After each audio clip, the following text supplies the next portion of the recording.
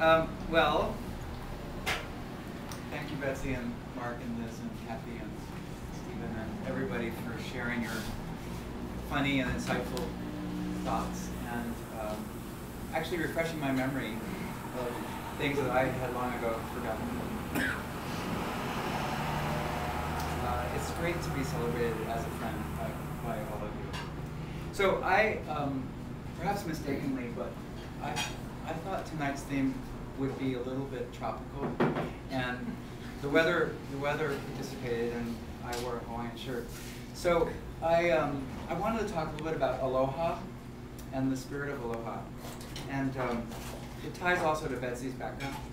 And for those of you, it's hard to imagine anybody doesn't know, but we're in the period of the New Year for people who are Jewish heritage, and it's also the beginning of the traditional American school year. So it's a time of renewal and new beginnings, and also looking back and taking account. So one of the things I've most appreciated about Betsy is the blend of her Jewish and her Hawaiian tradition that she's brought to Seattle. So tonight's theme is aloha, and in the Hawaiian language, aloha actually has a very complex meaning. It means affection, love, peace, compassion, and mercy. And you may remember that just a few years ago we had a theme, Sarah was still here, but guided by compassion. And who knew that that was part of the aloha spirit? And then since the 19th century, aloha has also been used by English-speaking Americans in particular to mean hello and goodbye. But it means much, much more than that. And the other word that we often think about when we think about Hawaiian is the word mahalo. The meaning of mahalo is thanks, gratitude, admiration, praise, esteem, or respect. And interestingly, the word wasn't coined until after European contact. The dictionary in 1865 didn't even have a specific word that meant gratitude. And early Hawaiian visitors noted that Hawaiians were a generous and grateful people, but they had no need for a word to describe gratitude. They lived it.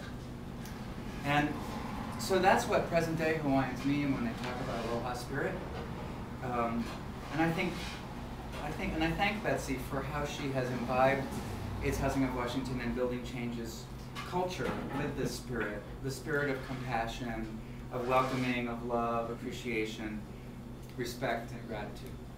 So I want to just start by saying aloha and mahalo. I also want to take a couple of minutes to appreciate my colleagues here at Building Changes. First of all, Mark and Emily.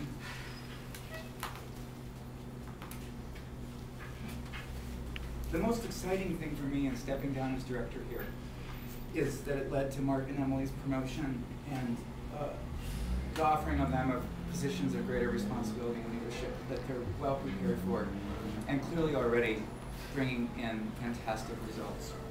And you know, they're responsible, they're the prime movers for BC's main program areas. And you know, their dedication as workers and their real deep sense of team makes a big difference. And you know, it's their advancement and Alice is becoming deputy director that are just the most exciting developments in my departure. And I'm just really happy for all, each and every one of you. Some of the people I'm mentioning aren't here, and so you can hear it and welcome these words in their spirit. So Jenny Gerber, Paula Tao, Margaret Foster, and Mariah Ibarra. Mariah's on her well-earned sabbatical, so she isn't here tonight. These four gals round out the management team, and the six of them are really the pillars of the organization. Each one brings a unique perspective, their expertise, and a set of skills that's well beyond the scope of their written job descriptions, and therefore are able to reach across and make things happen. And for me, it's just been a pleasure to work with and learn from each one of you. Amy Brickley, Lisa Love, Lisa Govro, Kristen Peterson, and Mark Anderson are as talented a bunch as you'll find anywhere. They're the ones who make sure all the wheels turn smoothly, and they work extremely well together to avoid mishaps of all kinds. I've relied on your skills many times, and I thank you.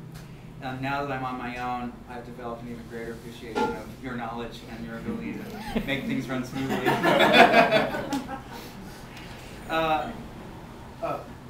Margaret Hennings and Eric Glover are the new kids on the 4th floor, and I'm sorry that I won't get to know you as well as I'd like to. But I can assure you that your time at Building Changes will be a terrific learning opportunity with so many potential mentors available to you. And let me just add my famous 10-minute rule, which states that if you can't figure it out on your own in 10 minutes, look for help. And then finally, Kelly Smith, Perrin Burns, Renita Jane, Sarah Cotton, and Tara Chen. Talk about a 5-star lineup. You're all gems, rising stars in the next generation of BC's top-notch consultants and program professionals. My hats are off to you and your individual decisions to choose to work here and to remain at Building Changes. I've had the opportunity actually to work closely with each of you, and I've learned a lot from those interactions with Tara for 15 years. And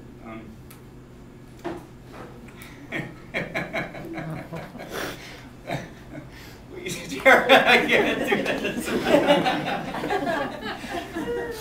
I thank you from the bottom of my heart for all your hard work and the terrific support that you've provided me and the agency weekday and weekday.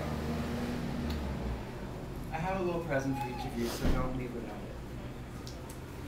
For the directors, I have a shared gift. And, excuse me.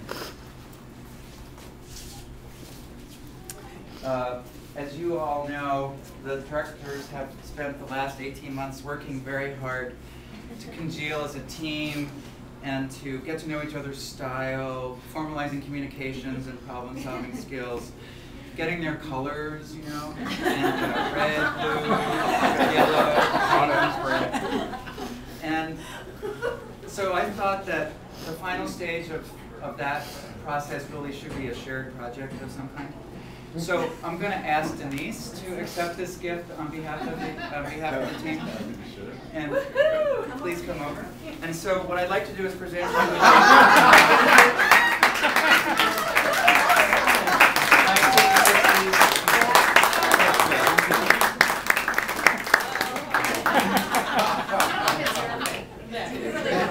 You might. It's much more challenging than it looks. Especially that part.